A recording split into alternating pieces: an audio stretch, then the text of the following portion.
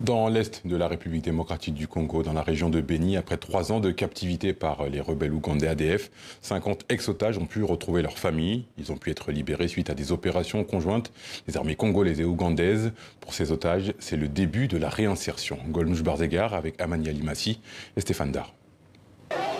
On dit souvent que les dernières minutes d'une longue attente sont les pires. Les visages de ses pères, mères et proches d'otages en attestent. Et puis c'est la libération, les cris de joie. Ils sont là, le visage caché, mais bien là. Et parmi eux, de nombreux enfants et adolescents. Tous ont été enlevés lors d'attaques perpétrées par les milices ADF dans les villages de Béni. Les familles laissent éclater leur joie et leur soulagement immense. Nombre de parents croyaient leurs enfants morts, comme Norbert Kombi. Je suis rempli de joie. Ça s'explique par le fait de revoir cet enfant qui était perdu. Et je n'espérais même pas la revoir de nouveau. Elle a été enlevée en 2021. C'est une joie de la revoir et de l'accueillir en famille. Il reste encore mes 2 garçons. Et j'espère, avec la volonté de Dieu, que je les verrai prochainement. Norbert et sa femme retrouvent leur fille. Mais leurs 2 fils sont toujours portés disparus.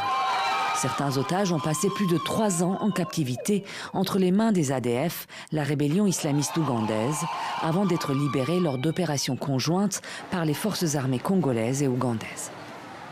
Je vous demande au nom de l'armée, c'est de considérer ces enfants comme nos compatriotes qui étaient perdus. Il ne faut pas les maltraiter, il ne faut pas les considérer comme les ennemis. Ce sont nos compatriotes, ils ont été victimes. C'est l'heure de les montrer combien vous les aimez. Il faut les accepter dans la société. Une acceptation et un retour dans la société qui ne sont pas toujours aisés. Massika, son nom a été changé pour la protéger, a été enlevée par les ADF en 2021. Après 3 ans en brousse, elle est enfin de retour chez elle. On m'a attrapée dans les champs, j'étais en train de cultiver le riz. Les gens qui étaient avec moi ont tous été tués. C'est une chance pour moi de retrouver ma famille aujourd'hui, mais ils sont encore nombreux en brousse. Les garçons comme les filles subissent un traitement inhumain. Des soldats ougandais ont bombardé notre camp, alors on a pu s'échapper.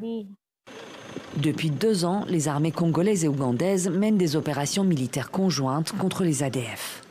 La rébellion armée d'origine ougandaise, affiliée au groupe État islamique, est accusée d'avoir massacré des milliers de civils dans la région de Béni, au nord Kivu, et celle d'Irumu et de Mambasa, en Ituri.